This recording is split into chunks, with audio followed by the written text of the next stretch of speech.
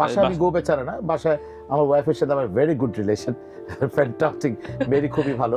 আমরা আসলে গো বেচারা থাকতে হয় না, দুইজনে আমরা খুব আনন্দ করে 23টা বছর কাটিয়ে দিলাম। আমি এবার যাব, আমি একটা ডায়লগ, আমি কয়েকদিন আগে আমার ভাই আছে শাহেদ মাহমুদ মুক্ত, নন্দনকাননের চেয়ারম্যান, তো ওনার সাথে আমি রংপুরে বেড়াতে যাচ্ছিলাম।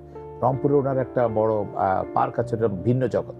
তো ওই ভিন্ন জগৎটা আমাকে অনেকদিন ধরে বলছিল যে চলেন, অনেক আগে গিয়েছে। তো এটা আমার ভাইয়ের, তো ভাই এবং চাচাতো ভাই ওদের সব আছে।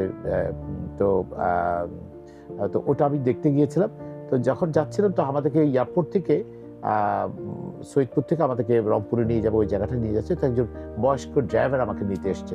তা আমি ওনাকে একটা বিদেশি চকলেট ওনাকে দিয়েছিলাম, ওনার একটু ঠান্ডা লাগছিল। তো আমি একটু খেয়েছি, বেশ ঠান্ডা ছিল সব। তো ওনাকে দেওয়ার পর কিছুক্ষণ খাওয়ার পর জিজ্ঞেস করো, চাচা মিয়া কেমন লাগছে?